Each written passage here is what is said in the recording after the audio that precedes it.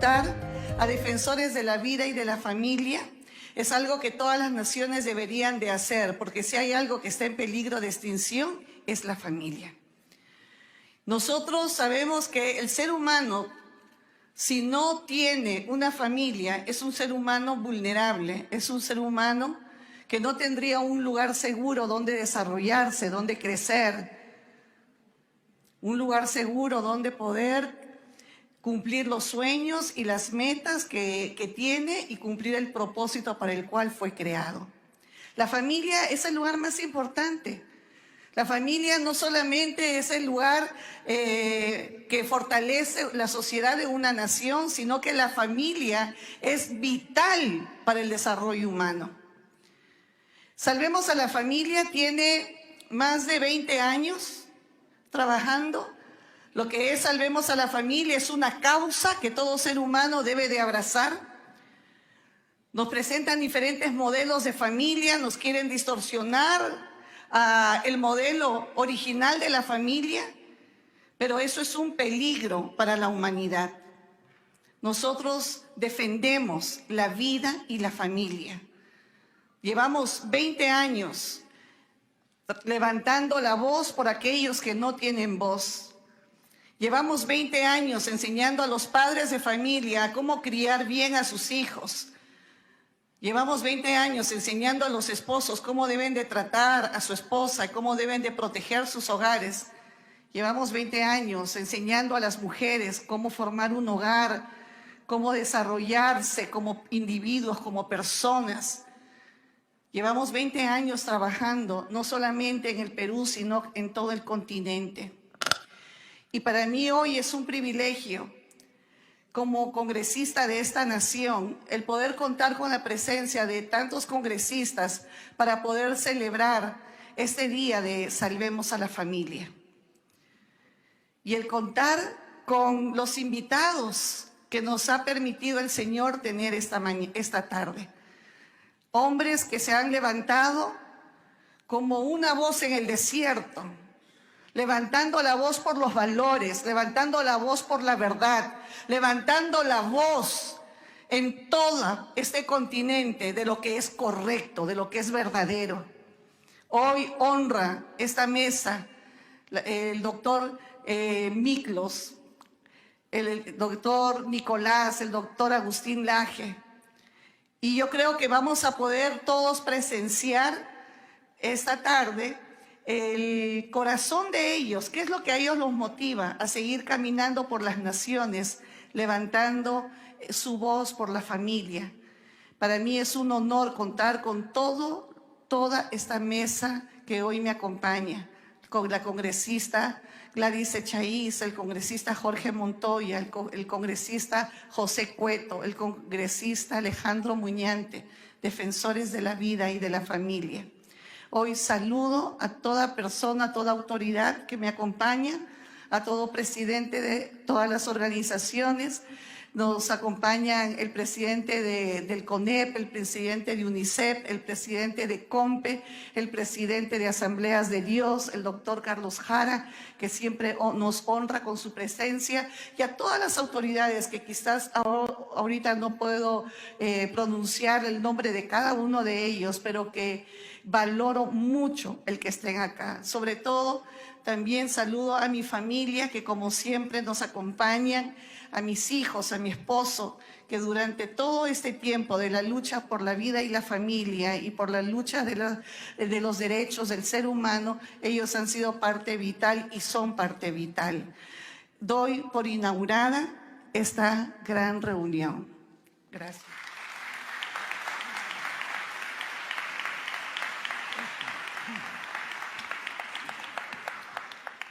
Agradecemos las palabras de inauguración de la congresista Milagros Jáuregui de Aguayo. Antes de presentar al primer expositor, permítame leer brevemente su hoja de vida. Agustín Laje Arrigoni, reconocido politólogo argentino dedicado a brindar conferencias en torno a la vida, la familia y la libertad. Agustín Laje nació en la ciudad de Córdoba, Argentina, y desde muy joven empezó a interesarse por las ideas políticas, convirtiéndose en columnista de importantes medios nacionales argentinos con solo 18 años. Es autor de los libros Los mitos setentistas, Cuando el relato es una farsa, el libro negro de la nueva izquierda, en coautoría con Nicolás Márquez, publicación que fue catalogada como bestseller en la categoría de Ciencias Políticas de Amazon Internacional. El año 2022 está presentando su nuevo libro, La batalla cultural, reflexiones críticas para una nueva derecha. Es licenciado en Ciencia Política por la Universidad Católica de Córdoba. Además, estudió contraterrorismo y combate contra el crimen organizado en Washington, D.C. En 2020 se tituló como magíster en Filosofía por la Universidad de Navarra y actualmente está haciendo su doctorado en la misma universidad. Dejo con ustedes al señor Agustín Laje Arrigoni. Fuertes aplausos.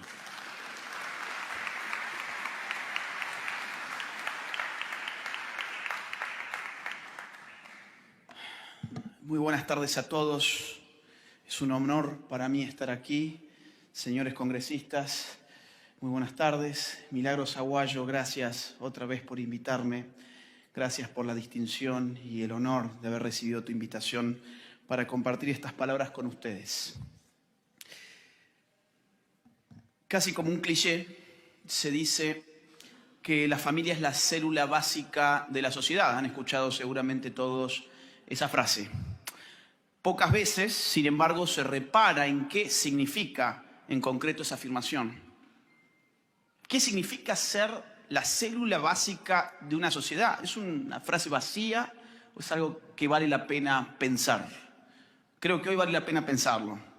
La metáfora, en primer lugar, es a todas luces biológica. Estamos hablando de una célula, una metáfora biológica. La biología enseña que la célula es la menor unidad de vida. La célula, para mantener vida, además debe reproducir la vida. La célula forma todos nuestros sistemas vitales. Sostener que la familia es la célula básica de la sociedad implica afirmar precisamente esto último, pero en clave sociológica, no biológica, sociológica.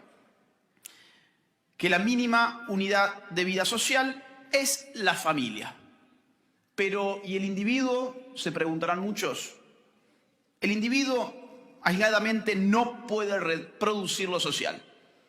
El individuo aisladamente no puede reproducir lo social. El individuo en todo caso es un átomo, no una célula. Todos o casi todos hemos llegado a este mundo cobijados por una familia. Quienes así no llegan son asistidos por instituciones sociales o por instituciones estatales, precisamente que buscan encontrarles el favor de una familia que los reciba. El hombre no puede sobrevivir solo, ese es el hecho.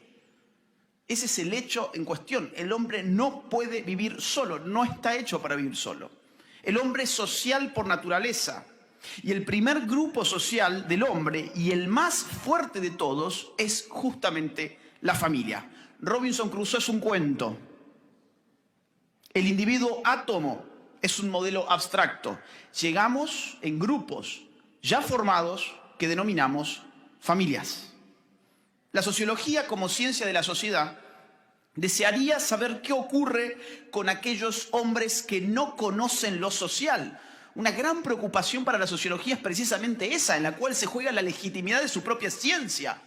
¿Qué pasa con el hombre que no conoce lo social? Claro que las reglas de la ética le impiden cualquier experimentación al respecto, porque sería antiético aislar, por ejemplo, a un ser humano de su entorno social para ver qué ocurre con él.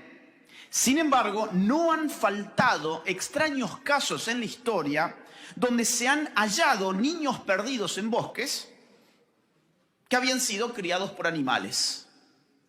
Uno de los más estudiados por los científicos es el caso de Víctor de Aveyron, encontrado en Francia en un bosque cerca de los Pirineos. Tenía 10 años cuando lo encontraron. Pasó por una eminencia de la historia de la psiquiatría, Pinel, y pasó después a manos de otro científico, Jean-Marc Gaspard, que escribió sobre él lo siguiente. Dice así: era un niño desagradablemente sucio, afectado por movimientos espasmódicos e incluso convulsiones, que se balanceaba incesantemente como los animales del zoológico, que mordía y arañaba a quienes se le acercaban, que no mostraba ningún afecto a quienes le cuidaban y que en suma se mostraba indiferente a todo y no prestaba atención a nada. La ciencia hizo todo lo posible para tratar de insertar en la sociedad a Víctor de Aveyrón y fue imposible. Víctor murió con 41 años en un estado que parecía más un animal que un ser humano. Este caso y otros parecidos llaman la atención al menos sobre dos realidades. Por un lado, la neuroplasticidad. Hoy sabemos que el nivel de neuroplasticidad es mayor en los primeros años de vida y que la neuroplasticidad se va perdiendo conforme va avanzando el tiempo. Lo que un ser humano experimenta y aprende en los primeros años de vida resulta fundamental para el resto de su vida. Esa es la enseñanza. Víctor no pudo nunca insertarse en sociedad porque esos primeros años de vida no vivió en sociedad. No tuvo ninguna familia. Por otro lado, el caso llama la atención sobre algo bien sabido, pero habitualmente olvidado en una época como la nuestra, marcada por el ultraindividualismo. Esto es, que el hombre es un animal social, guste o no guste. Su primer grupo social se llama familia, es en ella donde nace y es en ella donde recibe un tipo de afecto que no tiene igual en ningún otro grupo social. No tiene igual en un sentido muy concreto, y es que por regla general los miembros de una familia están dispuestos a dar la vida por otro miembro de la misma familia. Esa regla que es general en ese grupo que llamamos familia, donde un hijo está dispuesto a dar su vida por el padre o por la madre y un padre o una madre está dispuesta a dar su vida por un hijo, no se repite como regla general en ninguna otra organización social. En ninguna. Piensen ustedes más aún, las Fuerzas Armadas. Bueno, las Fuerzas Armadas, precisamente porque no es una regla general dar la vida por un camarada, es que se condecora y se considera héroes a quienes sí lo hacen, porque rompen la regla general que es la de sobrevivir individualmente.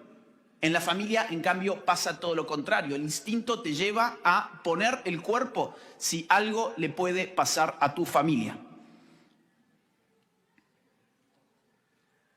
¿Cuántos padres peruanos estarían dispuestos a dar su vida por sus hijos?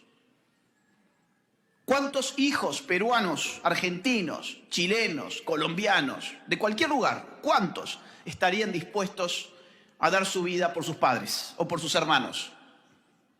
Entiendo que muchos. No solo la respuesta consciente, sino el instinto de arrojo por los miembros de ese grupo primario que llamamos familia resulta automático en la mayoría de los casos. La historia de los tiempos modernos, sin embargo, es la historia del asedio a la institución familiar. La centralización del poder en el Estado y el constante incremento de la intervención en la sociedad, por un lado, y la creciente especialización de las instituciones sociales, por otro lado, fueron minando las más diversas funciones familiares hasta reducirlas prácticamente a la nada. Volvamos entonces rápidamente a la noción de célula. Una función vital de toda célula, ya lo dijimos, es la reproducción. La familia se estructura como una institución en la que se resuelve la reproducción biológica y la reproducción cultural. Biológicamente se necesita un hombre y una mujer para tener hijos. No existe otra manera para reproducir la vida en nuestra especie. Por eso la familia biológica se compone de un hombre y de una mujer. Sociológicamente, por otro lado, se necesita de aquellos que conozcan y vivan una cultura para que ésta resulte transmisible a quienes recién llegan a ella. Quien recién llega al mundo desconoce por completo cualquier cultura y así aprenderá a vivir en sociedad de la mano de quienes ya saben hacerlo, y por regla general estos son sus propios padres y sus hermanos mayores. La familia es la célula básica de la sociedad, entonces, porque en ella se resuelve la reproducción, tanto biológica, sin la cual no habría nuevos individuos, como sociológica, sin la cual los individuos humanos no podrían realizar espontáneamente su naturaleza social, como le pasó a Víctor de Aveyrón. Tendrían en todo caso que rehacer todo al llegar a este mundo, cosa que es imposible. O bien tendrían que ser socializados por instancias diferentes de aquellas personas que los han traído al mundo. Y eso es lo que está pasando hoy. Esto es precisamente lo que hoy está en juego. Como una pinza en estos momentos, ¿sí? Una pinza técnica por un lado e ideológica por el otro, aplastan a la familia hoy en día. La familia agoniza al ver que sus funciones reproductivas son arrebatadas sin cesar. La técnica, el verdadero Dios moderno, procura reemplazar la función biológica de la reproducción. Hace algunos años la ciencia empezó a postular la partenogénesis como una posibilidad, o sea, la reproducción de la hembra sin la necesidad del macho, sin la necesidad de esperma.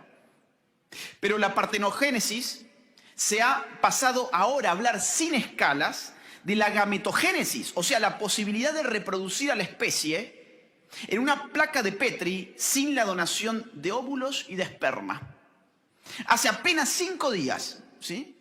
Hace apenas 5 días, los medios de comunicación se hicieron eco de una investigación publicada en la prestigiosa revista Cell, en la que se crearon embriones sintéticos de ratón sin esperma y sin óvulos. Todo a partir de un útero artificial y células madre cultivadas en una placa de Petri. El nuestro es el siglo de la aceleración descontrolada de la técnica. Las discusiones bioéticas ya ni siquiera pueden seguirle el ritmo. A mí como politólogo, sin embargo, es una pregunta política la que se me viene a la cabeza y es la siguiente.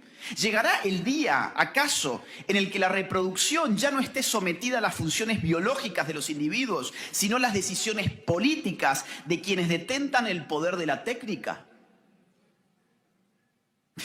¿Qué tipo de poder está dando lugar el desarrollo técnico actual? Algunos hablan del Homo Deus, no sé si les suena el Homo Deus, pero el hombre en sí mismo es una abstracción, no existe el hombre, existen los hombres. Habrá en todo caso hombres bien concretos, bien particulares, que harán las veces de dioses terrenales, quizás. Pero junto con la técnica tenemos la ideología, esa es la otra pata de la pinza. La ideología nos habla de un supuesto patriarcado precisamente en el momento en el que la familia carece de todo poder. ¿Y qué es el patriarcado sino el poder absoluto del paterfamilias? Las trilladas acusaciones en torno al patriarcado solo esconden el hecho de que la figura del padre se ha convertido en la bolsa de boxeo predilecta de nuestra sociedad. Hoy papá es descartable, se borra fácilmente de escena y se cancela a aquellos que denuncian esta deleznable injusticia. El cuento del patriarcado solo encubre el verdadero sitial del poder que no reside en el padre de la familia hoy en día, sino en élites internacionales, en organismos internacionales y en ese gran padre que es el Estado moderno. La ideología, por otra parte, encantada con las hormonas sintéticas, los bloqueadores hormonales y las cirugías de mutilación genital y mamaria, nos insiste con las bondades del cambio de sexo y la presunta fluidez del género.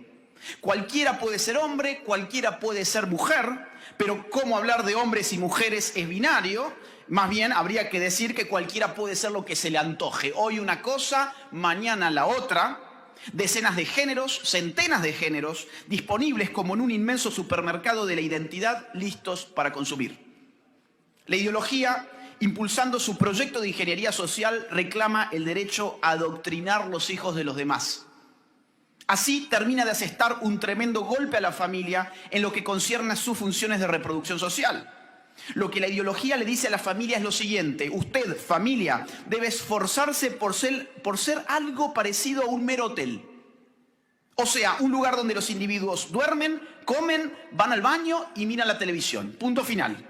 Ustedes, padres de familia, que tienen la obligación de alimentar, vestir y dar techo a sus hijos, tienen, sin embargo, la prohibición de educarlos con sus propios valores.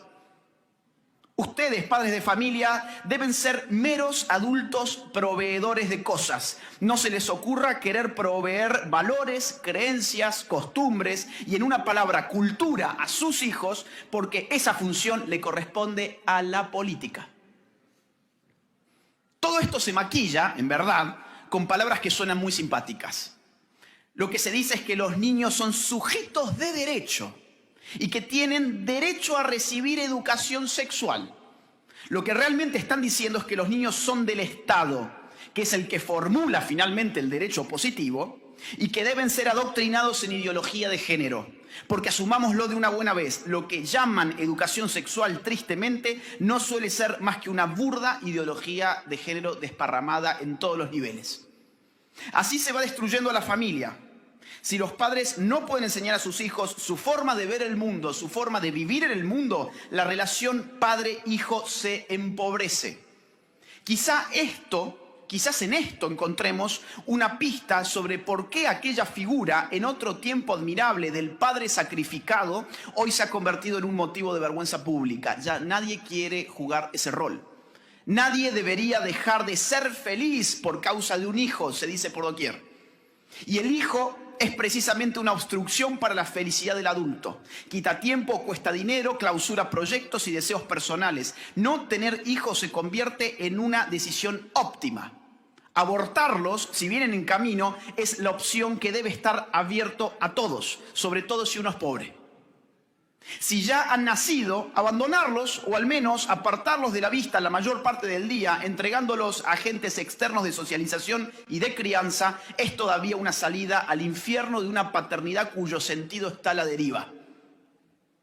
Las publicaciones de todos los días en los medios de comunicación nos indican que lo mejor sería abstenerse de tener hijos. La paternidad empieza a ser construida discursivamente como una maldición. Y esta imagen se difunde por los más importantes medios de comunicación. Les pongo un ejemplo, un titular. Dice así: los padres desperdician 4.000 horas de su vida durante la crianza de sus hijos. Titula el portal de uno de los canales centrales de noticias argentina, TN. Según un estudio, un papá o una mamá malgastan unas 219 horas por cada año que dura la etapa de educación de sus hijos, reza la bajada de línea. La crianza de un hijo se vuelve desperdicio y malgaste cuando la relación padre-hijo resulta instrumental y deviene cálculo económico. Una nota de la BBC titulada "Cuando una mujer elige no tener hijos" cita el testimonio de una entrevistada. Dice así: me encanta tener mi propio espacio y pasar 2 meses al año viajando. Además están mi profesión y mis amistades. El sacrificio de no viajar 2 meses al año se le presenta a la entrevistada como demasiado absurdo frente a las potenciales retribuciones de la maternidad. De ahí que un conocido medio español, El País, insista con titulares como "las parejas sin hijos son más estables y felices", en la que se advierte que los hijos pueden dañar las relaciones de pareja. La sola idea de la paternidad se ha vuelto tan irracional que incluso se ha empezado a hablar de tocofobia como miedo irracional a quedar embarazada. En una sociedad con la familia a la deriva, las mascotas reemplazan a los hijos. Aquellas no requieren el mismo nivel de entrega ni compromiso. Los perros se humanizan y los niños se animalizan y cosifican. Un saco de células o un parásito que invade el cuerpo materno se aborta sin más. De hecho, un paréntesis, en Colombia recientemente se extendió el plazo de aborto legal por la Corte a 24 semanas. 6 meses de gestación, en Colombia se pueden hacer abortos. Pocos días más tarde, la misma Corte prohibía la pesca deportiva. Prohibía la pesca deportiva. ¿Por qué? Porque no se sabe, y este es el argumento, no se sabe si el pescado entra o no en la categoría de ser sintiente.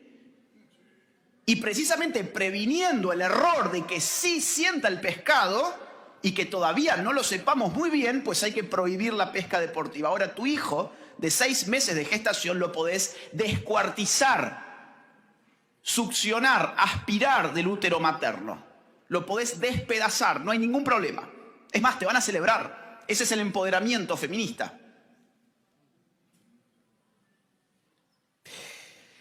La opción de la mascota se muestra más conveniente cuando el afecto filial ha desaparecido por la imposibilidad de ejercer una paternidad dotada de funciones que vayan más allá de la provisión material. En otros tiempos, la mascota se presentaba al niño y al adolescente como una oportunidad para adquirir responsabilidad sobre una criatura viva que le demandaba madurar. Hoy las mascotas se les presentan a los adultos adolescentes como una oportunidad para jugar a ser padres. Los neologismos perrijo y gatijo vienen a describir precisamente este fenómeno propio de la sociedad adolescente en la cual estamos viviendo. Uno ya no tiene una mascota, sino que es padre de ella. El animal se pone en el centro del núcleo familiar tomando el lugar del hijo ausente. La generación actual masacra a sus propios hijos antes de que nazcan, pero colecciona animales a los que humaniza de las maneras más dañinas. Los animales ahora abordan aviones, participan de las bodas, se sientan en la mesa de un restaurante, van a psicólogos especializados, gozan de la interpretación astrológica de horóscopos para perros, visten ropas diseñadas a su medida, incluso por las marcas más importantes del mundo, y asisten a salones de belleza donde se les pintan las uñas y se les tiñe el pelo. También se los empieza a ver ocupando butacas en cines, teatros y conciertos. Cuando en Valencia se supo recientemente de un concierto para perros organizado y financiado por el Estado, llovieron las críticas no por este uso ridículo del presupuesto público, sino por la cancelación del evento debido a la pandemia. Lo que en Valencia molestó no fue que los encerraran con la pandemia. Lo que les molestó fue que se iban a perder el concierto sus perros. También durante la pandemia abrió en Manchester un cine para perros, en el que el dueño del animal puede someterlo a mirar películas protagonizadas por otros perros, tales como Bolt, La Dama y el Vagabundo y Homeward Bound. ¿Hace falta remarcar que humanizar a un animal es dañino incluso para este último? La familia está en crisis. Y si la familia es verdaderamente la célula básica de la sociedad, su crisis significa una tremenda crisis de la sociedad como tal. La sociología sabe muy bien que lo que en su jerga llaman desvío social, o sea, comportamientos socialmente desviados, tales como el crimen, la violencia, el abuso de drogas, etc., está en relación directa con las disfunciones familiares. En otras palabras, se sabe que en una familia bien constituida y funcional, el individuo tiene menos probabilidades de desvío social. Pongamos el ejemplo de Estados Unidos, y ya cierro. Pongamos el ejemplo de Estados Unidos, donde 1 de cada 3 menores de 18 años crece en una familia monoparental. 2 de cada 3 si focalizamos en las comunidades afroamericanas. Y el 75,6% de ellos, a su vez, vive con una madre soltera. El Centro Nacional de Estadísticas de la Salud, a través de la Encuesta Nacional de Salud Infantil, mostró que la probabilidad de repetir grado en la escuela guarda relación con el tipo de familia. Por ponerles un ejemplo, los niños que viven con ambos padres, biológicos o adoptivos, tienen 6,5% de probabilidades de repetir el grado, mientras que los que viven con padrastros, un 21,8%, y los que viven con su madre, un 19,9%. También existen trabajos que muestran que la deserción escolar es mucho menos probable en niños que crecen con ambos padres que aquellos que no. Dalton y otros encontraron una diferencia en la tasa de 4,3 contra 26,1 respectivamente. En temas de sexualidad, un estudio longitudinal de Ellis y otros, que acompañó la vida de niñas desde los 5 a los 18 años, encontró que la ausencia del padre estaba asociada significativamente con una iniciación sexual temprana y con el embarazo adolescente. En Inglaterra, un estudio cualitativo sobre jóvenes adictos y con problemas antisociales que estaban siendo asistidos por Addiction en Liverpool, Londres y otras ciudades, provenientes de diversas clases sociales y orígenes culturales, halló que los jóvenes sometidos a un déficit paterno a menudo están aislados, sin apoyo, y es probable que participen en comportamientos negativos como la delincuencia o el uso indebido de sustancias. De las respuestas que se obtuvo por parte de estos jóvenes, se advirtió que ellos mismos relacionan la ausencia paternal con las probabilidades de su comportamiento antisocial. El 80,3% estableció esta relación. Con la comisión de delitos, el 76,4% estableció esa relación, y con el uso de drogas, el 69,1% de los encuestados estableció esa relación. Otro estudio impulsado por una organización británica, Croydon Safeguarding, realizó sobre una muestra de menores de 18 años que se consideran vulnerables económica, psicológica y sociológicamente, con significativos problemas de conductas, encontró que el 72% de ellos padecía ausencia paterna. La familia ciertamente es importante, tanto para la sociedad como para los individuos que la componen. Pero nos encontramos en un momento límite, estamos al borde de un abismo. Este es el momento de decidir si queremos salvarla o si dejaremos que la destruyan. Muchas gracias.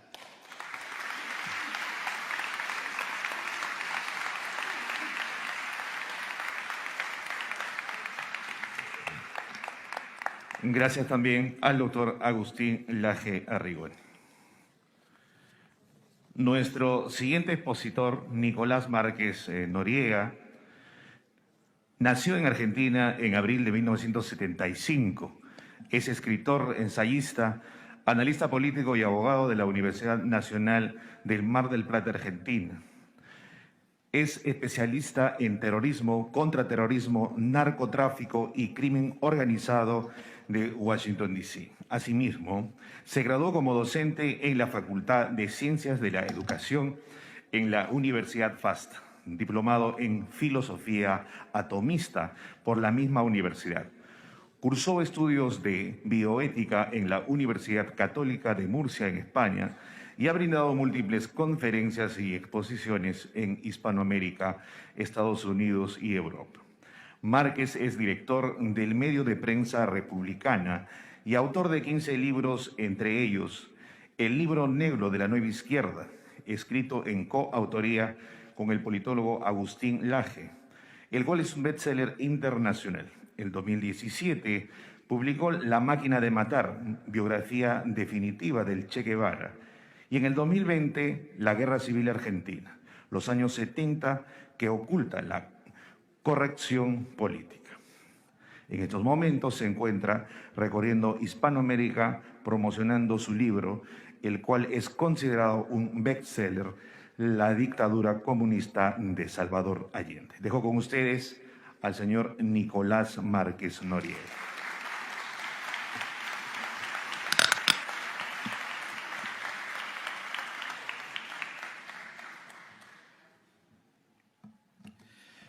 Distinguidísimo público, estoy muy honrado, es la segunda vez que tengo la dicha, el honor personal de participar de un foro de esta envergadura institucional en el Perú.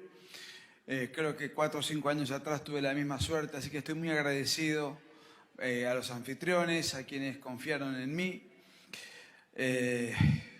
Realmente me siento muy emocionado y de alguna manera nuevamente honrado y gratificado de estar en un recinto de este tenor.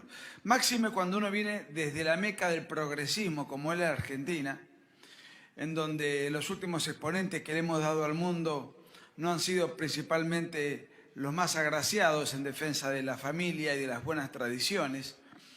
Y como católico que soy, siento un poco de vergüenza de los exponentes que en los últimos años le hemos dado al mundo en materia espiritual como líderes,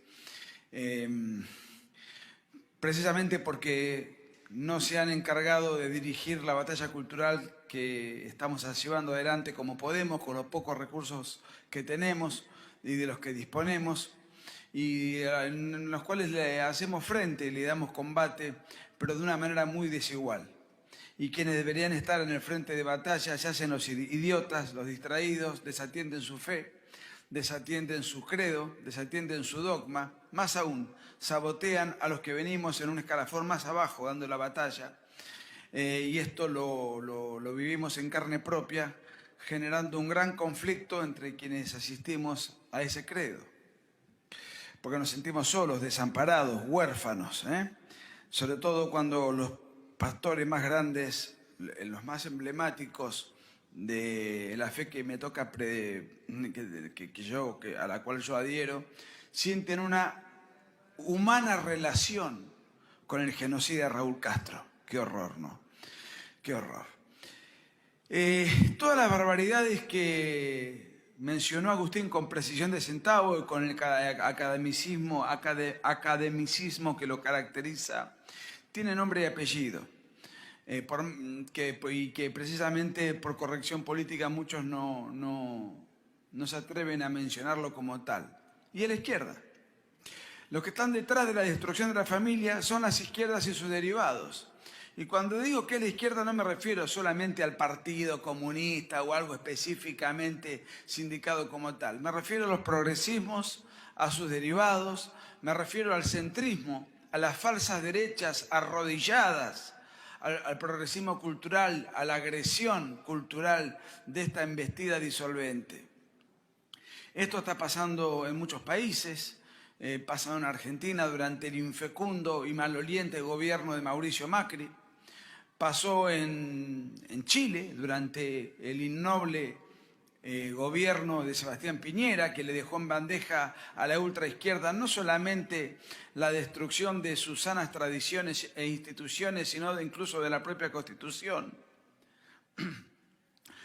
Pasa en Perú, en donde por diferentes circunstancias un país próspero que durante tantos años ha llevado adelante un gran esplendor que deslumbró al mundo, ha sabido combatir al terrorismo marxista que tanto daño le ha llevado a cabo, donde no se podía transitar por las calles de Lima a determinada hora, ni hablar en la periferia de este país. Y sin embargo hoy un sedicente maoísta ligado al terrorismo es presidente de la nación. O sea, le ha pasado al país hermano de Colombia, increíblemente, Colombia, que limita con Venezuela. Colombia, como nadie sabe del fracaso de su vecino inmediato. Colombia, como nadie sabe de cómo huyen del totalitarismo y la miseria la cantidad de peregrinantes, de emigrantes que escapan. 5 millones concretamente de venezolanos pululando por toda América Latina, y el país receptor por antonomasia es Colombia, y terminan votando al exponente más parecido al chavismo que pueden encontrar, que es un exguerrillero.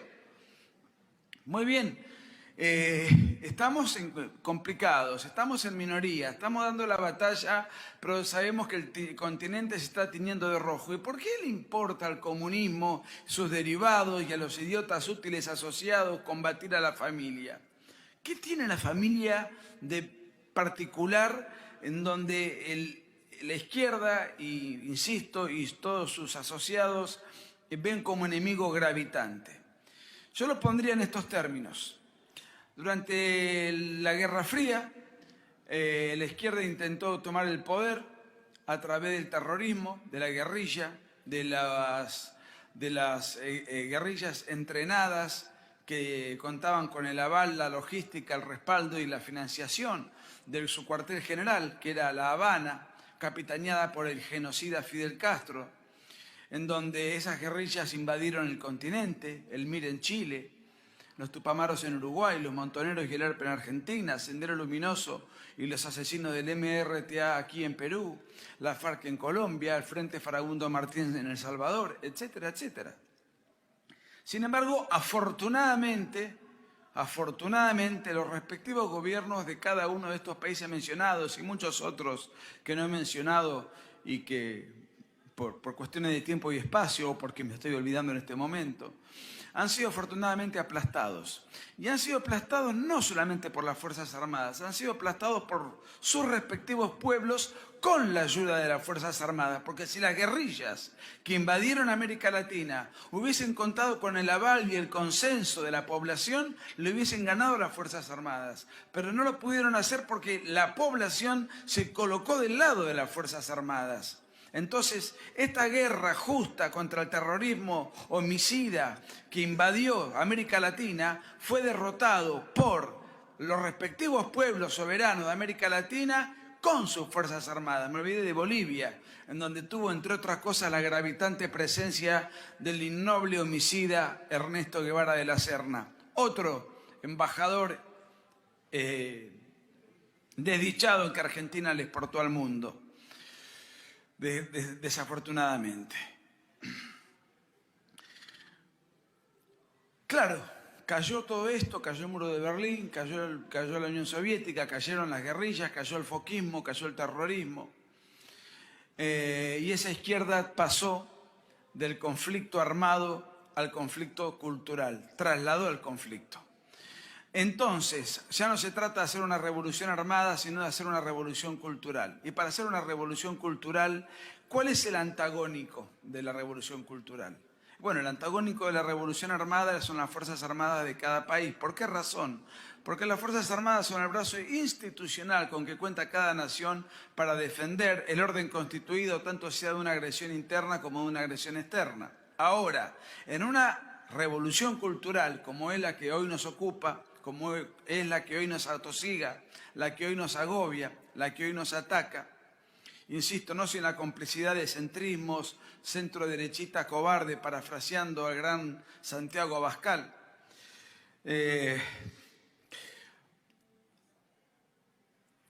El antagonismo ya no es las Fuerzas Armadas de la nación, sino la tradición cultural de un país. ¿Por qué? Porque la tradición cultural es la antítesis de una revolución cultural. Porque es aquel cúmulo de valores, usos, costumbres, formas, modos, religión, valores, estilos, de una civilización que va transmitiendo de generación en generación a lo largo de los años.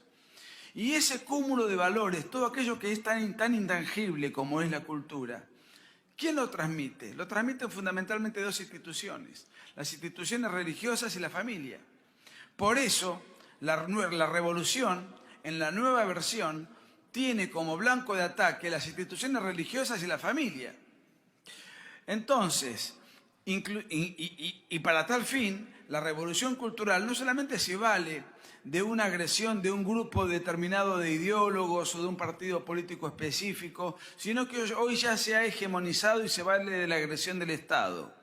Agustín habló de lo que hoy conocemos como ESI, la educación sexual integral, que no es ni más ni menos que la ideología de género institucionalizada, estatizada, impuesta desde el Estado de manera horizontal a todos los niños desde la más tierna infancia para ser catequizados en una ideología anticientífica, de manera horizontal, insisto, violentando la libertad de conciencia del docente, violentando el ideario institucional de una institución educativa que quiere educar conforme a determinados valores y no puede, porque está maniatada por esta ideología hegemónica, prepotente y autoritaria que se disfraza con el barniz de diverso, de inclusivo, de integrador, pero que no acepta ningún pensamiento diverso del de ellos y que además es impuesto a brazo de hierro y atenta contra la familia al vulnerar, al burlar la patria potestad, que es el derecho preferente de los padres a educar a los hijos con los valores que les son propios. Sin embargo, ahora se invierte el rol. El Estado es el que educa al niño, o mal educa, o adoctrina en ideologías anticientíficas para adaptar al niño desde la más tierna infancia con la mentalidad revolucionaria, con la mentalidad de la revolución cultural y accesoriamente, supletoriamente, la familia en un segundo grado. Ya en la familia no ocupa un lugar protagónico y encima la familia está destrozada, destruida porque está siendo degradada y atacada por la ideología de género, que es, dentro de las muchas caretas que utiliza la izquierda, es en este momento la más gravitante, la preferente y la que más avanza, con el aval del Estado, con el aval de la extrema izquierda, con el aval de los sectores presuntamente moderados y de oposiciones de utilería que en lo esencial coinciden, se arrodillan, ceden, conceden a la agenda cultural progresista. Por eso que esta discusión se esté dando en el Parlamento o en la reunión que hoy nos convoca aquí en Perú, en Argentina esto es impensable, no se podría organizar. Sería motivo de escándalo, seríamos etiquetados de la peor de las maneras, seríamos denunciados ante la justicia.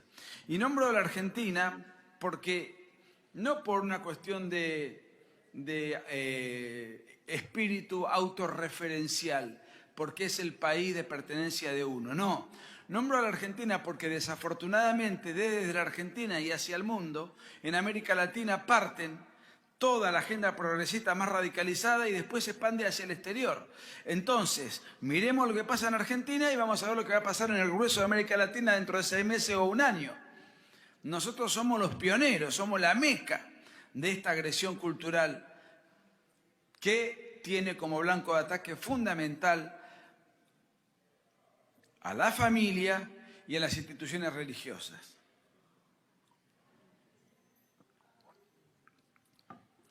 Decía Plinio Correa de Oliveira que la izquierda no es nada como fuerza de construcción, pero mucho como fuerza de destrucción.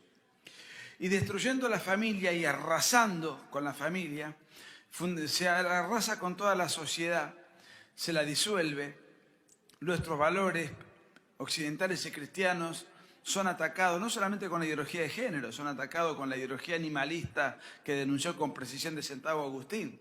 Es atacada con el ecologismo, que lo que pretende, con la ideología ecologista, que lo que pretende es fundamentalmente atentar contra el capitalismo, la inversión privada, etc. Es atacada con el multiculturalismo en Europa, donde lo que pretende es la invasión incontrolada de inmigrantes, pero no para que se acomoden a un estilo de vida, sino para que con su estilo de vida totalmente ajeno y antagónico al ser occidental y cristiano, sea suplantado, sea invadida toda Europa. Es lo que sucede con ciertos primacismos raciales o racistas en Estados Unidos, etcétera, etcétera. Estamos viviendo una batalla sin cuartel, una batalla cultural, una batalla en donde la tradición está puesta en jaque y la familia, como institución difusora y dadora de tradición, es el principal enemigo a vulnerar, a doblegar, a disolver, a desarmar. Entonces, parafraseando a Goldschmidt, y termino, Goldschmidt decía: no sé si Dios existe, pero hay que obrar como si existiera. Bueno, yo no sé si vamos a ganar esta batalla, pero tenemos que obrar como si la pudiésemos ganar. Muchas gracias.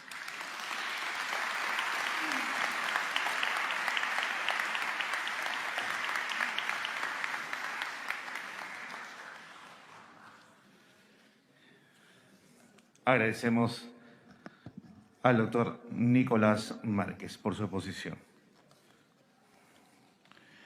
Está con nosotros el pastor Rey Matos.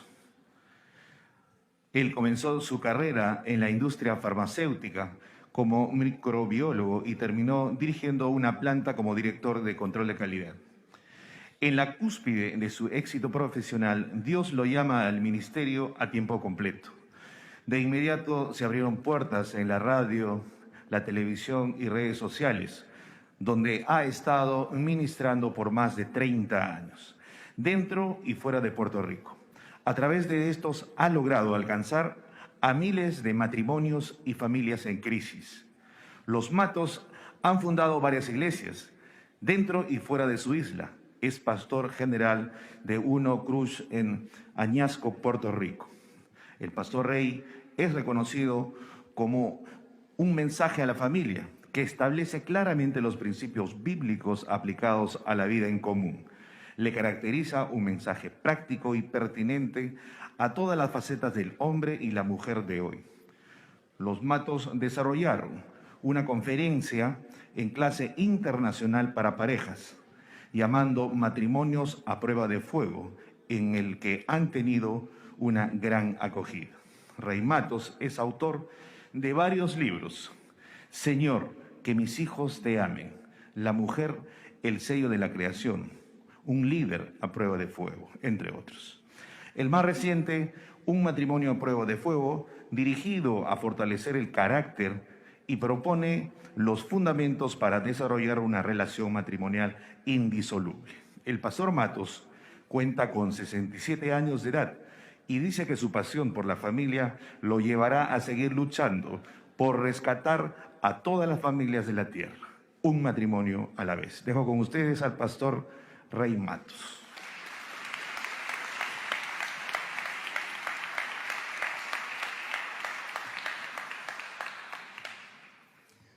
Muchas gracias. Honorable Pastora Milagros Jáuregui de Aguayo, congresista de la República del Perú y congresistas todos, expositores, doctor Agustín Laje, doctor Nicolás Márquez, doctor Miklos Lukács de Pereni y distinguidos visitantes. No puedo expresar con palabras lo que representa esta honra tan grande al ser invitado a exponer ante el Congreso de esta hermosa República del Perú. Muchísimas gracias. La recibo con mucha humildad y con alto sentido de responsabilidad para continuar sin tregua esta lucha pro familia y por la vida que Dios me encomendó a cumplir. Esta maravillosa experiencia del día de hoy me ha hecho recordar cómo comenzó esta batalla de vida. Recién había tenido un encuentro con Jesucristo, mi Salvador, que transformó mi vida de joven. En mi entusiasmo de querer compartir con mis compañeros universitarios mi reciente encuentro con Dios, descubrí una triste realidad.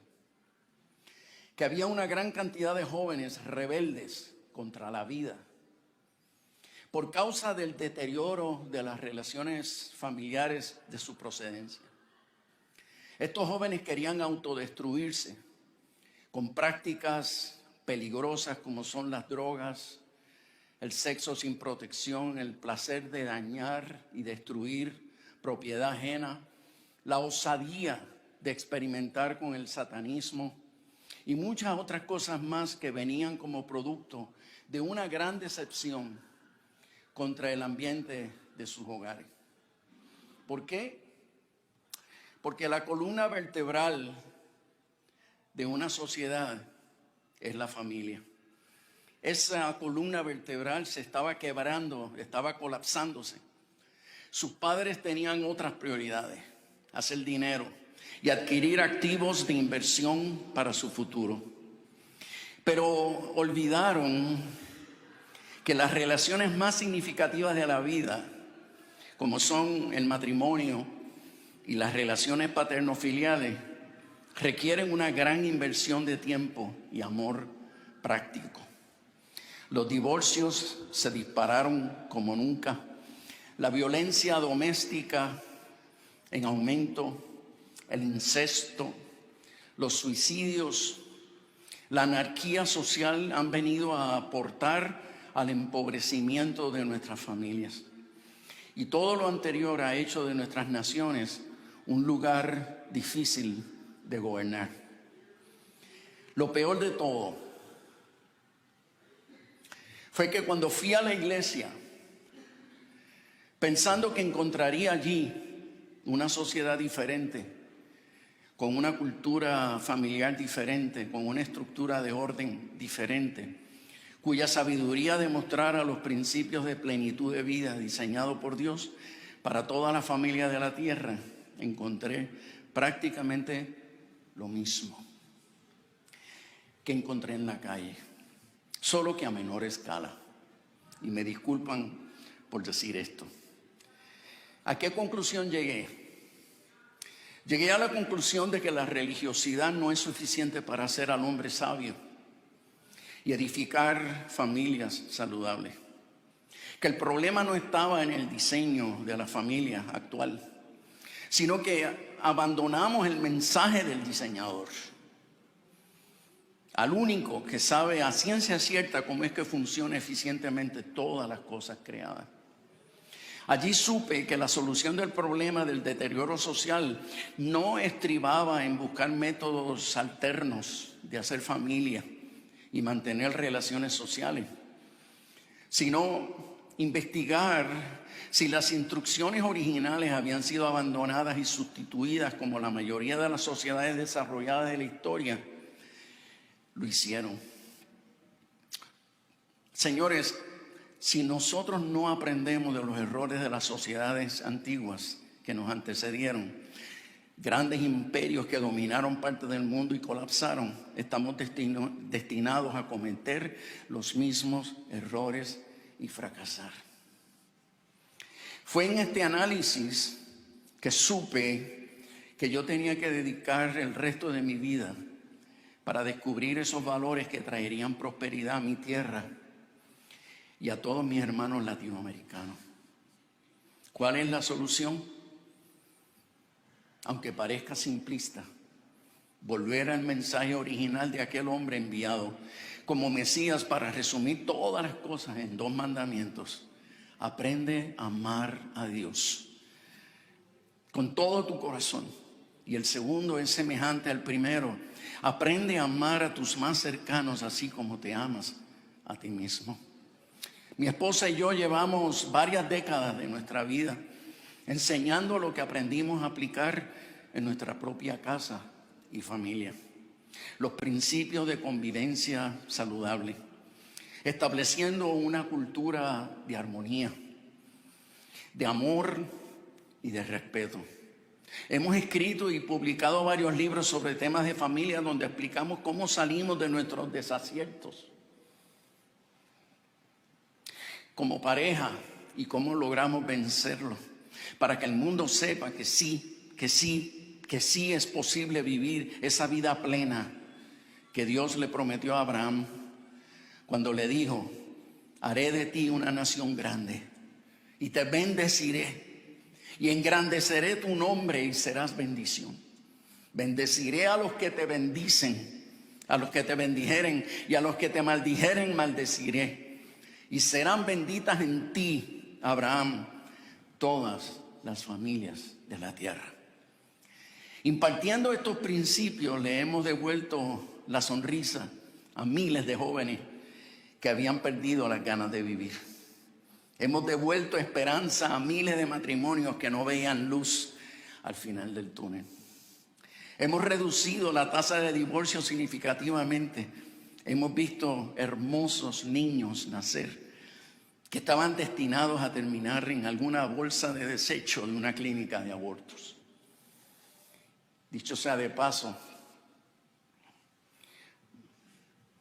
puedo recordar un caso que me tocó muy de cerca. Un bebé que no podía nacer. Después de varios intentos fallidos de abortarlo y no lo lograron, el médico tuvo que aceptar. Un milagro lo ha mantenido vivo. Otro milagro lo hará nacer. Hoy ese milagro está delante de ustedes.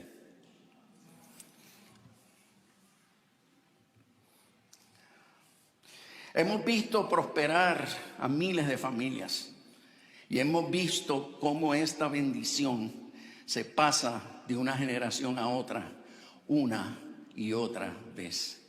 ¿Cómo no dedicar 50 años más a la causa de la familia y de la vida? Señores, el que tenga oídos para oír, oiga. Tanto la iglesia como los estados de gobierno, ambos somos responsables de cuidar nuestra tierra y velar por el bienestar de nuestros hermanos conciudadanos. Aunque ambos debemos funcionar por separado, iglesia y estado, no obstante, debemos tener una meta en común. Y es buscar la bendición y buscar la prosperidad de nuestra nación. Hay un solo camino, señores: volver a la senda antigua de amarnos los unos a nosotros. Tenemos que hacer campañas para educar a nuestra gente, para que aprendan el amor práctico, primero dentro de la familia y extenderlo a la comunidad en general. La iglesia tiene que dejar las vanas teologías y educar en el arte de amar y perdonar. El Estado debe dejar la politiquería de búsqueda de votos.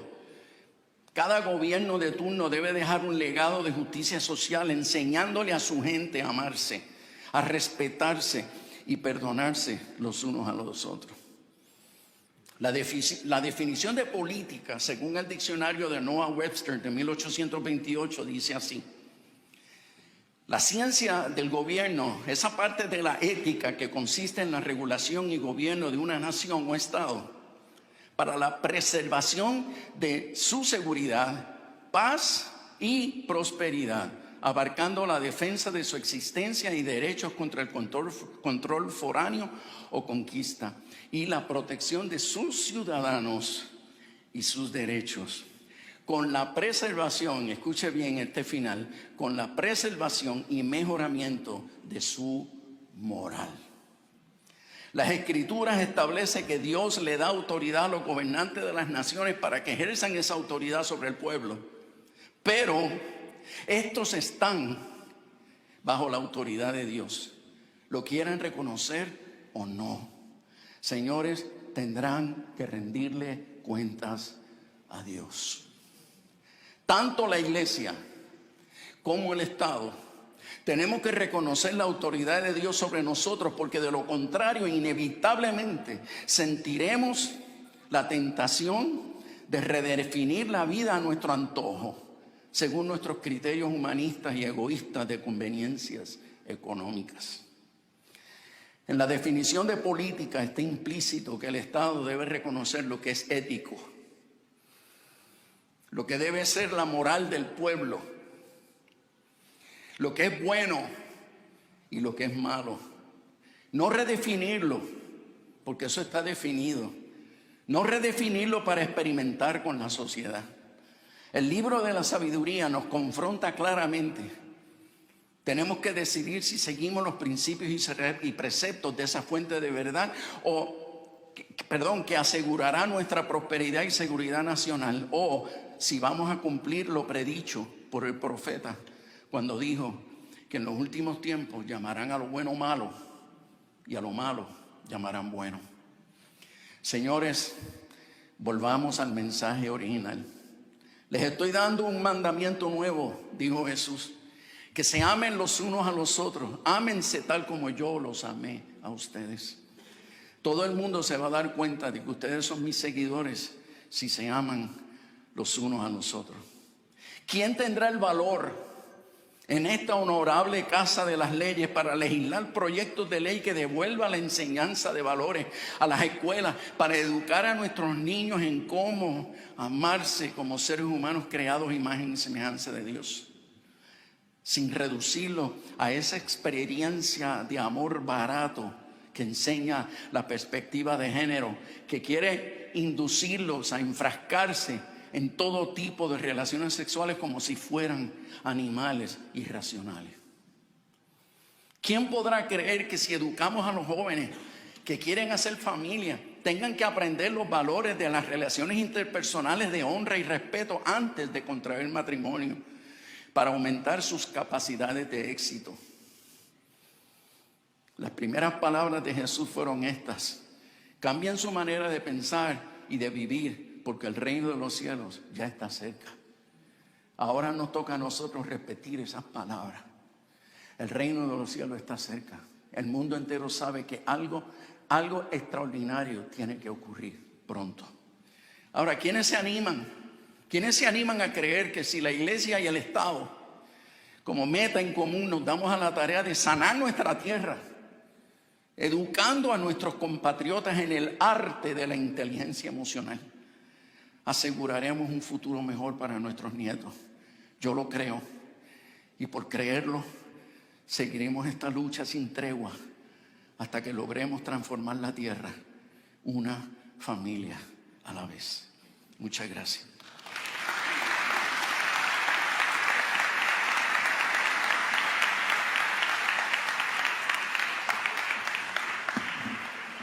Gracias también al pastor Rey Matos.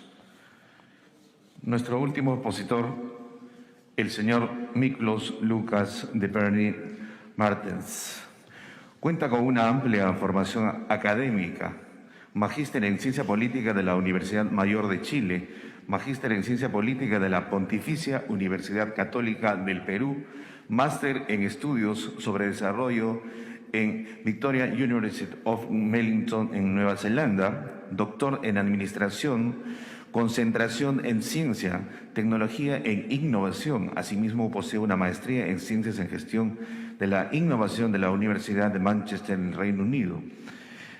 El destacado doctor Lukas de Perny actualmente es profesor investigador de Ciencias y Tecnologías de la Universidad San Martín de Porres.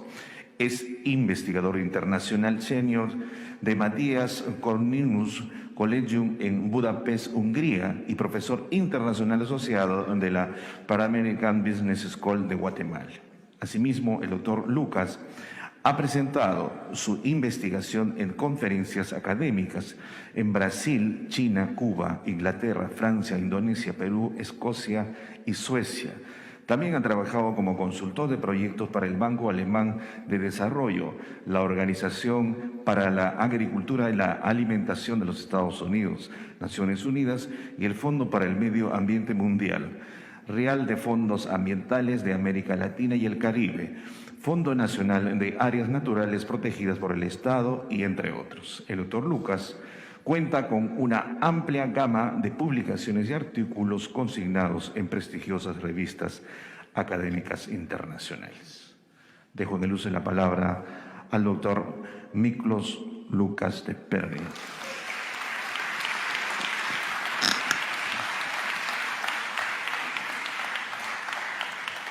Bueno, muchísimas gracias, Milagros, muchísimas gracias por la invitación, doctora Echaíz, congresista Cueto, almirante Montoya, Alejo, con toda informalidad pero con mucho cariño, el pastor Matos, Nico y Agustín, y a todos mis amigos y familia que están aquí, gracias.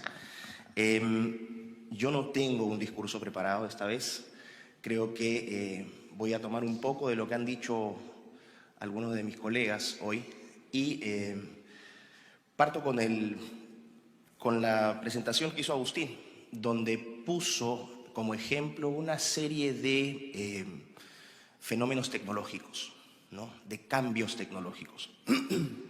Perdón. Hace aproximadamente 2 años, bueno, y aquí también aprovecho para agradecer a Agustín de antemano, en abril del 2020 yo todavía tenía un perfil muy bajo en redes sociales. Y Agustín tuvo la gentileza de invitarme a un vivo en Instagram, una cosa muy informal que tuvo una convocatoria interesante, fueron aproximadamente 700 personas en línea, donde por primera vez introduje el concepto de transhumanismo. No es que lo haya inventado yo, este es un concepto que ya ha sido trabajado ampliamente, pero creía que estaba contenido en el ambiente académico y que era un concepto que tenía que salir a la luz pública, que parecía de ciencia ficción.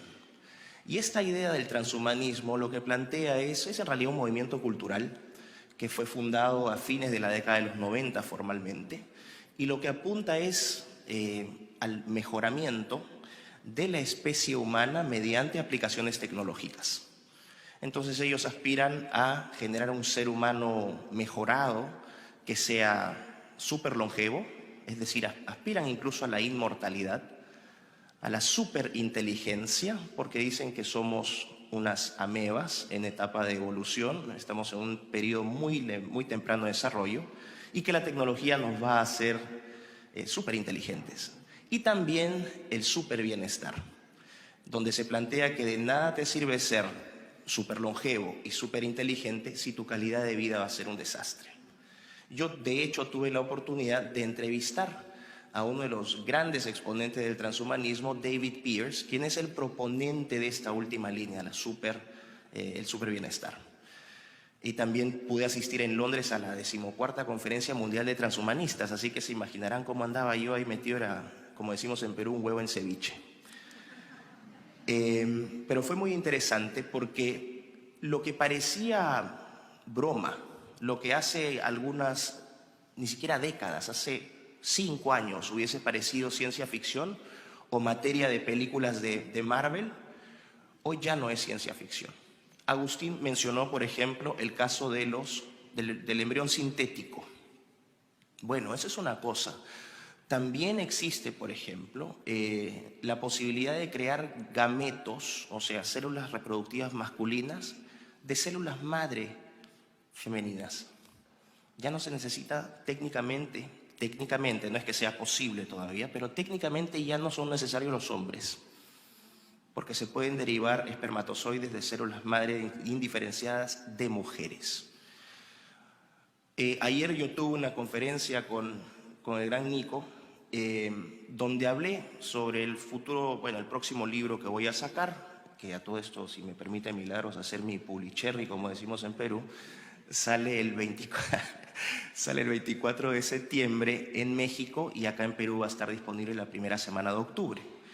Y en este libro yo hablo, ¿no? El título es Neoentes, haciendo alusión a lo que cualquier cosa podría ser creada, básicamente, formas de vida biológicas modificadas, pero también formas de vida ficticias. ¿Han escuchado hablar del metaverso? Esta idea de este espacio virtual. Bueno, la gente ya le están diciendo no tengas hijos, puedes tener un bebito en el metaverso. La creación de nuevas formas de vida, ficticias o reales. Bueno, a lo que planteaba con eso en este libro es el impacto que va a tener la tecnología, pero no solamente en términos políticos o económicos, sino más importante aún en términos antropológicos. Son tecnologías que están orientadas literalmente a redefinirnos y reconfigurarnos como especie. Y todas estas categorías trans que ustedes hoy escuchan son pre-transhumanismos. El principio es el mismo. Dejamos de ser una realidad objetiva, biológica, anatómica. Podemos interpretarnos como querramos, 216 millones de géneros, los transespecie, los transraza, los transcapaces, los transbotánicos, gente que se siente planta, ¿no? Estos son obviamente casos patológicos, son disforias, pero la gente las toma como si fuera algo marginal y en realidad es un tema de fondo. Se está destruyendo la identidad del ser humano, una identidad cultural. De hecho, Agustín habla mucho de esto en su libro, La batalla cultural, que también recomiendo fervientemente que lo compren. Pero también se habla de una destrucción de la identidad genética, de la identidad biológica, de la identidad anatómica. Cuando empiezan a ver estas personas que empiezan a modificarse la cara y se ponen implantes de titanio y se inyectan los ojos con tinta negra, eso no es broma. El impacto ahí es que se está destruyendo el concepto de ser humano. Lo que se entiende un ser humano con 2 piernas, 2 brazos, una nariz, 2 ojos. Y si uno destruye la naturaleza del ser humano, por extensión destruye todas sus instituciones, entre ellas la familia. Pónganse a pensar solamente en el caso de la tecnología nuevamente.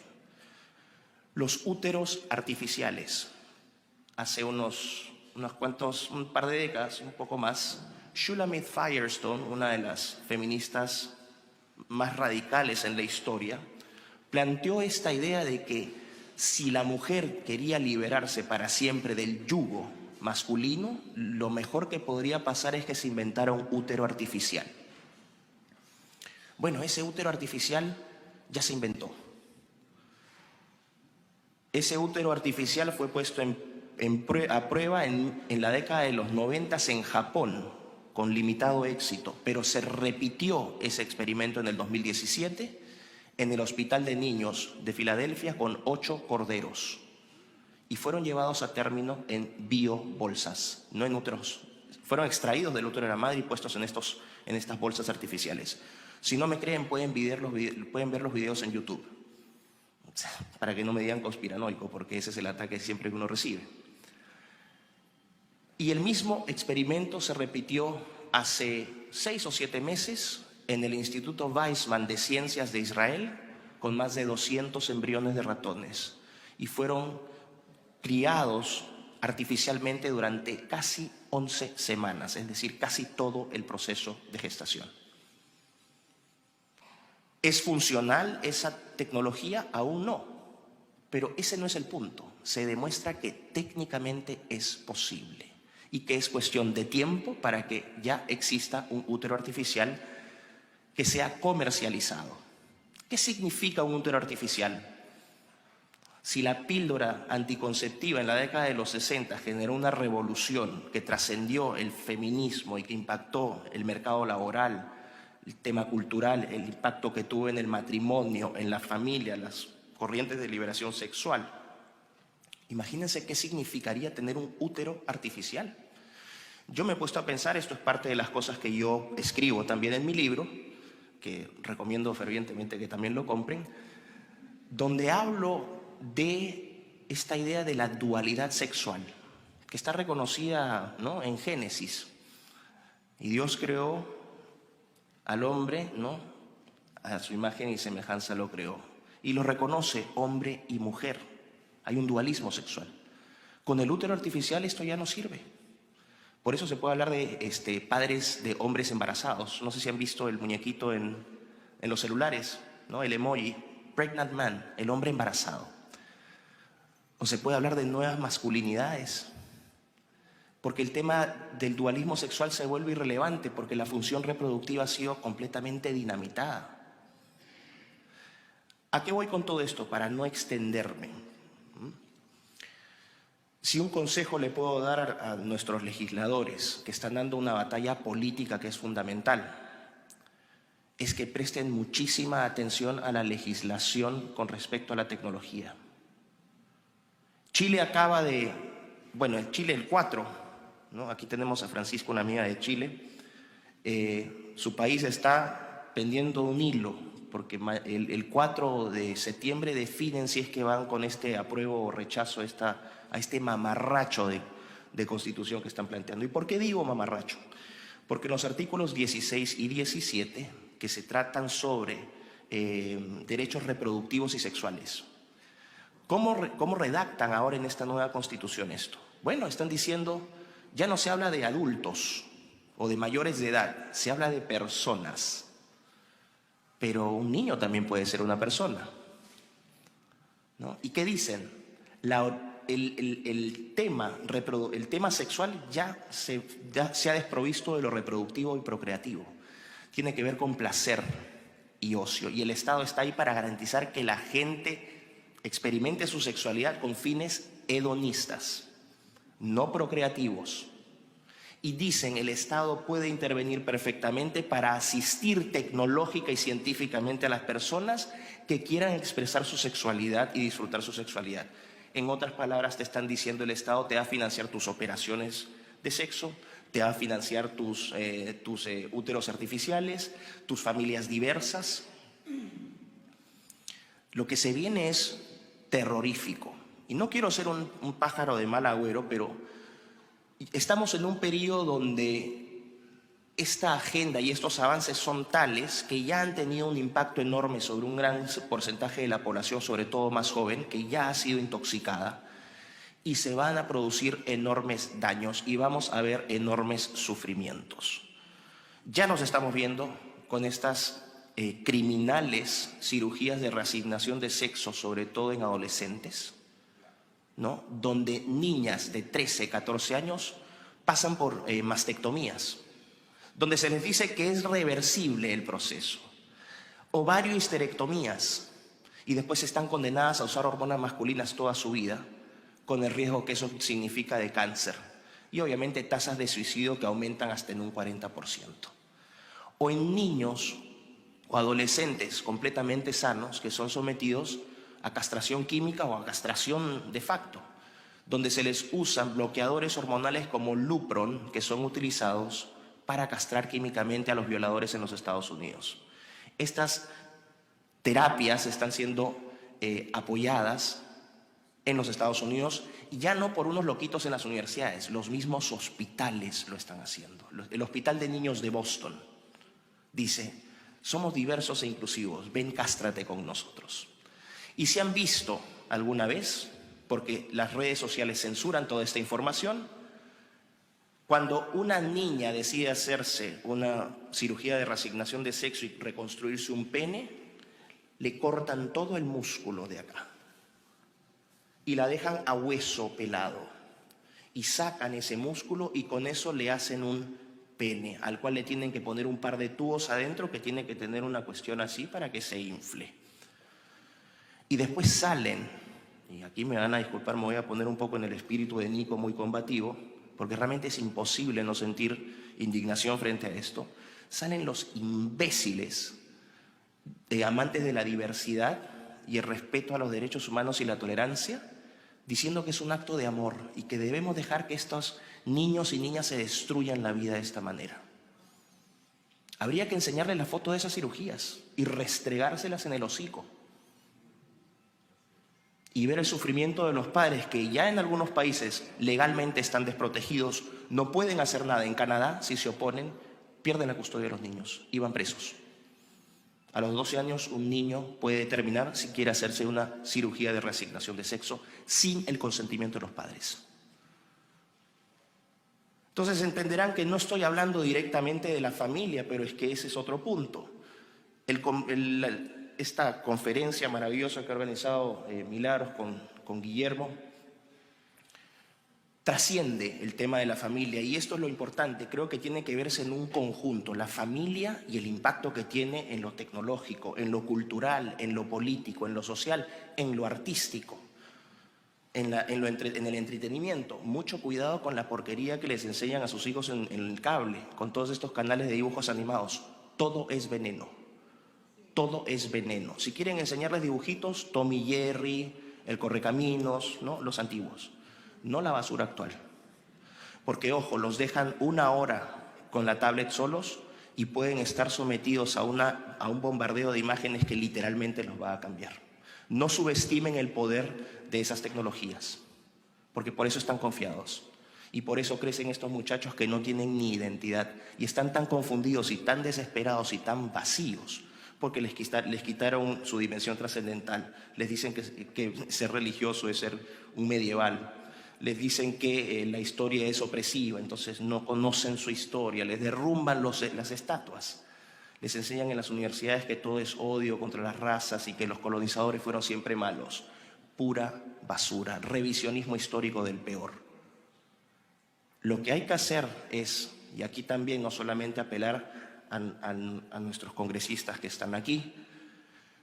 Ojo, porque los grandes debates del siglo XXI van a ser debates bioéticos. Lo político es importante, lo económico es importante, pero lo más importante va a ser la batalla bioética, la guerra antropológica que se va a llevar a cabo en este siglo. Si queremos seguir siendo Homo sapiens o transhumanos mejorados. Simplemente para que lo tengan en consideración y bueno, y a todos ustedes obviamente a seguir apoyando todas las causas porque es una tarea de todos esto. Muchísimas gracias.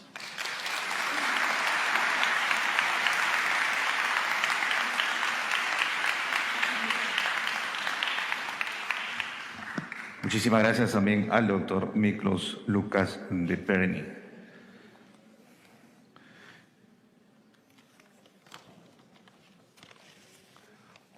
Vamos a pasar a esta sección muy importante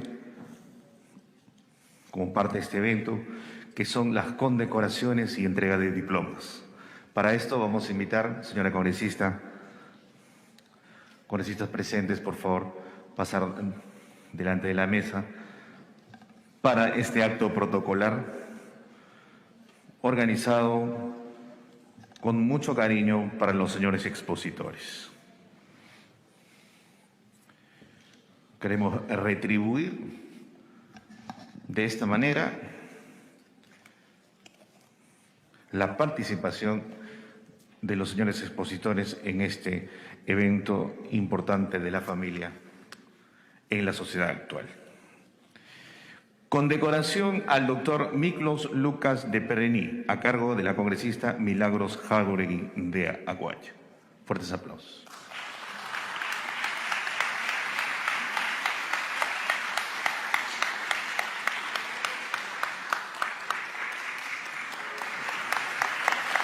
Imposición de la medalla.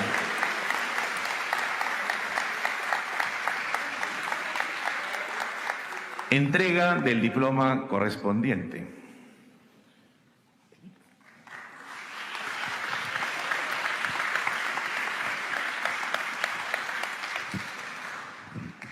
Es un honor para mí condecorar, dice, la presidenta del Congreso de la República otorga el presente diploma de honor al señor Bach Miklos Lukács de Perení Martens. Bien peruano su apellido. En mérito a su destacado aporte académico, social, político y tecnológico en favor de la sociedad. Felicitaciones, Miklos.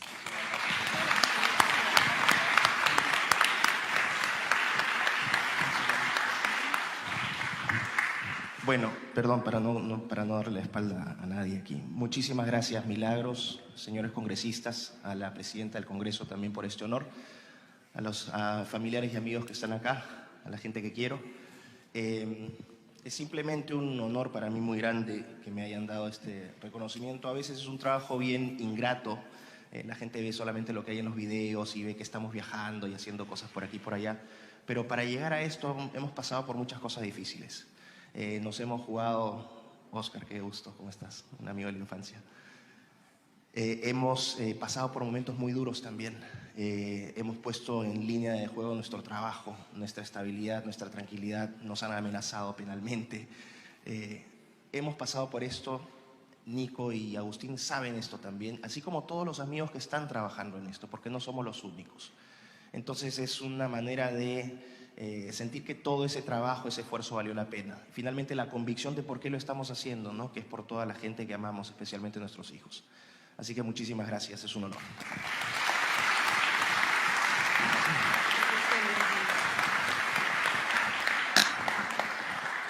Acto seguido.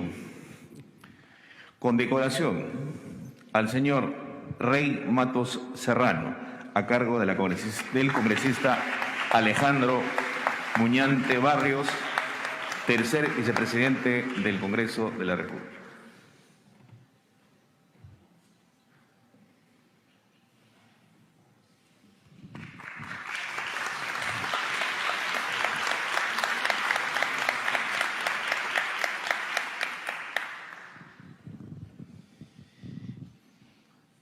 Señor Rey Francisco Matos Serrano, en mérito a su destacado aporte académico, social, político y tecnológico en favor de la sociedad, recibe usted este diploma de honor de parte del Congreso de la República. Firma Milagros Jáuregui de Aguayo, congresista de la República del Perú.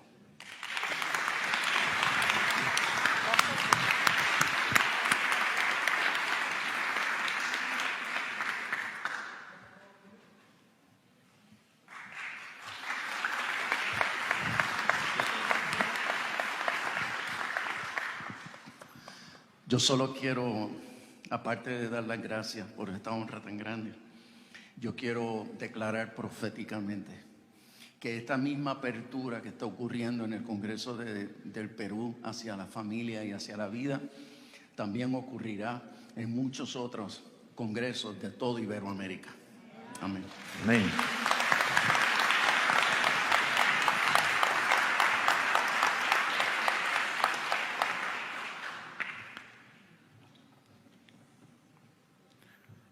Acto seguido.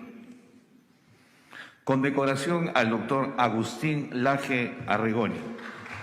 Estará a cargo del almirante José Cueto Acervo.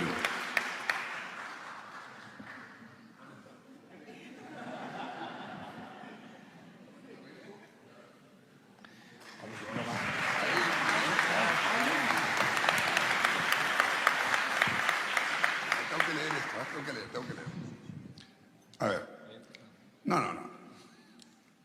La congresista de la República, Milagros Jáuregui de Aguayo, otorga el presente diploma de honor al señor Agustín Laje Arrigoni en mérito a su destacado aporte académico, social, político y tecnológico en favor de la sociedad.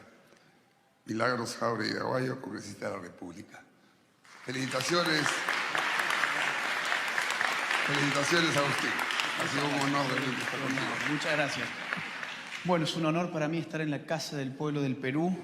Creo que este es el camino. ¿Estoy bien ubicado acá? Sí, está bien. Bueno, miren, creo que este es el camino por dos razones. En primer lugar, porque acá hay varias nacionalidades distintas. Perú, Argentina, Puerto Rico, Chile, Uruguay, hay gente, México, nos están acompañando de muchos lugares. Y de Arequipa, que es otra nación distinta. Y lo cierto es que la misma agenda está pegando igual en todas partes. Si no unimos fuerzas, más allá de mirar el ombligo del país de cada uno, esta batalla la perdemos. Nuestros enemigos tienen una perspectiva no solamente continental o subcontinental, sino global. Si nosotros no unimos fuerzas, no nos damos cuenta que estamos peleando lo mismo y contra los mismos, esta batalla no la podremos ganar. Y por otro lado, creo que acá se están haciendo las cosas muy bien y se está haciendo historia, porque llega el momento de unir las batallas culturales con las batallas políticas. Perú ha sido un país que se convirtió en ejemplo para todo el continente con movimientos como Con mis hijos no te metas. Y sin embargo, uno puede sacar a la calle incluso a millones de personas, pero finalmente quien importa son los que están acá. Son los que están acá adentro. Los que llegan a constituirse en representantes del pueblo, los que llegan a la política, y durante mucho tiempo se nos dijo que nosotros no teníamos derecho a participar en política y nos creímos esa mentira. Llegó el momento de acabar con esa mentira, porque esto se cambia con batalla cultural, pero también con batalla política, que tenga una perspectiva global y como nuestros enemigos tienen esa misma forma de actuar. Muchas gracias a todos. Es un honor.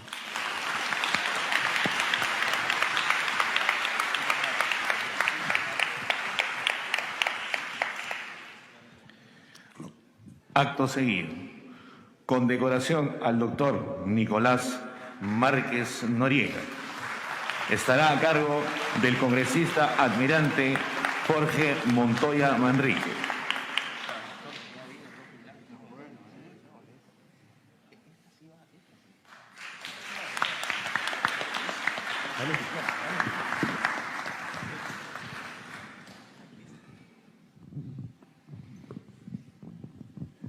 La congresista de la República, Milagros Jáuregui de Aguayo, otorga este diploma de honor al señor Nicolás Márquez Noriega, en mérito a su destacada labor académica y tecnológica en favor de la sociedad. Firmado Milagros Jáuregui de Aguayo, congresista de la República del Perú.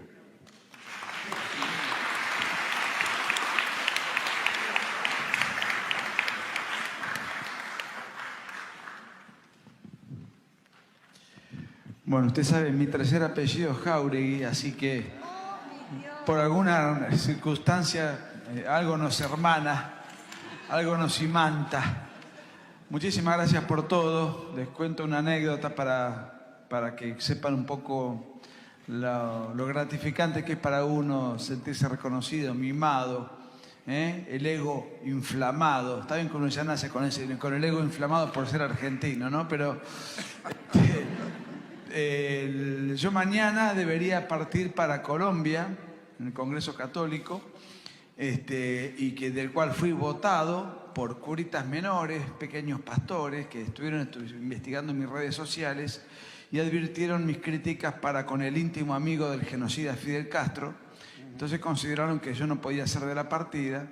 Entonces, así como uno se pega golpes y uno tiene amonestaciones y tiene rechazos incluso de quienes uno considera que deberían ser parte constitutiva del mismo equipo, cuando eso no ocurre y uno advierte y se indigna un poco, enseguida se me pasa, porque veo estos mimos, estas caricias, este tipo de premios tan gravitantes y acreditados y reputados y generosos, y realmente uno dice, bueno, vale la pena. Muchas gracias por todo.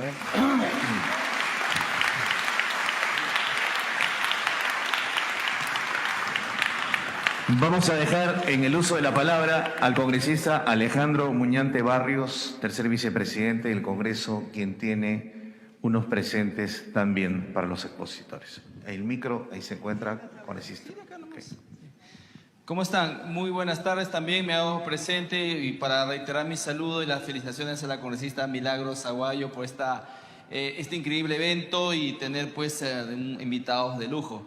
Quería desde la mesa directiva del Congreso también hacerme presente con unos detalles para nuestros invitados, el politólogo Agustín Laje, Miklos Lucas y Nicolás Márquez, por favor, que puedan pasar. Por favor, Carol, queríamos entregarles unos detalles, que es principalmente el libro. ¿Para quién? Para Agustín. Okay. Un libro muy especial que se llama El diputado Miguel Grau Seminario. Él fue un héroe de la patria, ¿sí?, que fue congresista igual que nosotros, en el año 1786, dejó su curul para ir a la guerra, a defender nuestra patria. Nunca más volvió, pero volvió con honores y hasta el día de hoy es recordado por nuestra patria. Y tiene hoy en el Congreso de la República una curul que perdura por siempre. Y cada vez que inicia una sesión en el Congreso, a quien se llama primero es a Miguel Grau Seminario. Y todos decimos, presente. Para usted. Gracias. Nicolás. Nicolás, con mucho cariño. Gracias. Miklos, con mucho cariño, Miklos. Gracias. Mi amable, gracias. Gracias. Vamos a hacerle y entregarle al pastor. Sí, por favor.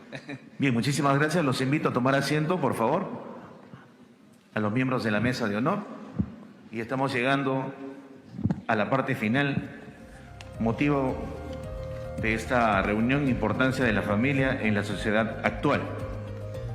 Y vamos a concluir con las palabras de clausura a cargo del señor congresista, el almirante Jorge Montoya Manrique, a quien pido un fuerte voto de aplauso.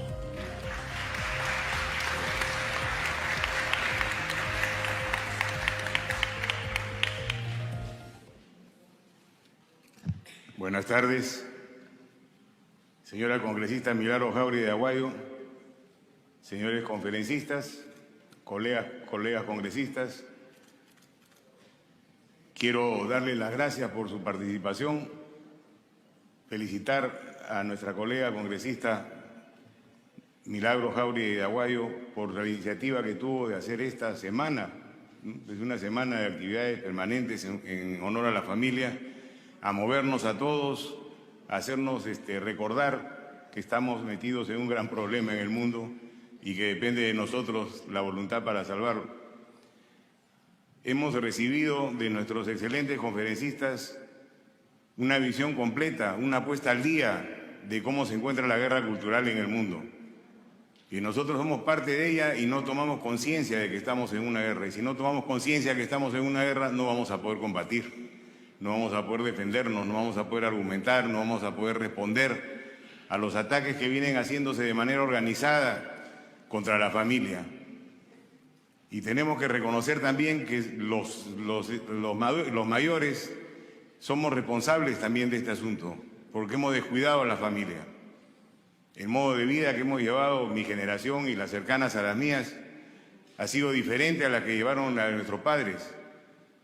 Las nuestras eran normalmente, trabajaban los dos, los chicos se quedaban en la casa, regresaban del colegio, no tenían con quién hablar. No tenían quién los guíe o quién los cuide. Ha habido un descuido, una desatención familiar.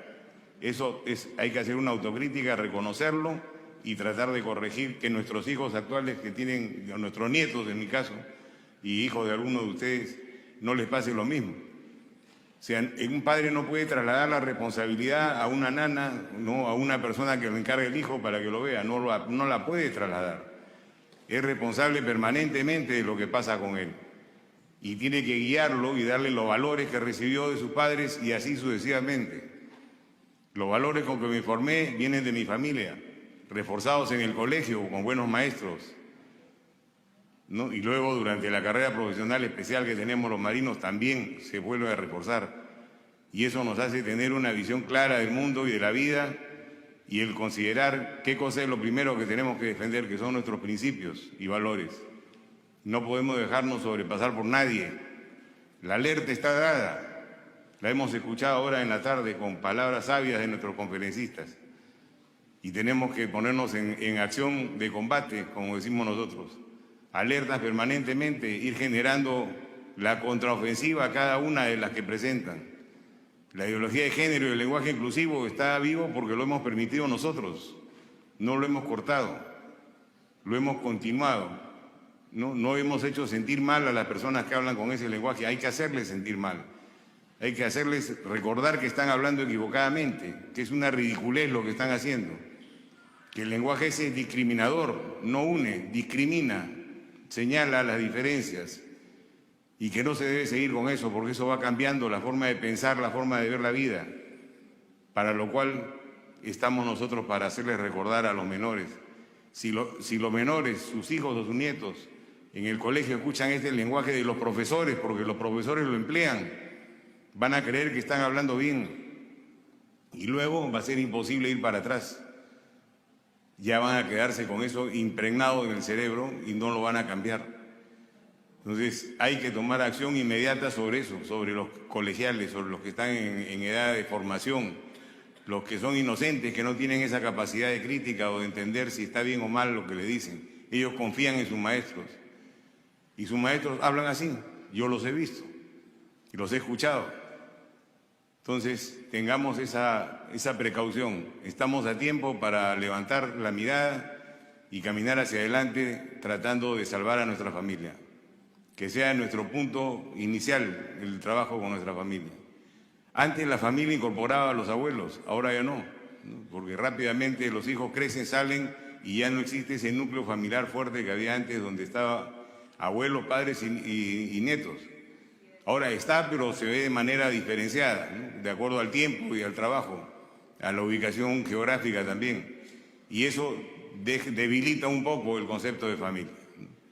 Entonces pensemos y recordemos cómo ha sido antes, tratemos de replicar lo bueno, que es lo que nos hace fuertes, y seguir para adelante, siempre confiando en Dios. Muchas gracias. Siempre me olvido de decir la palabra que debo decir. Declaro clausurado el evento.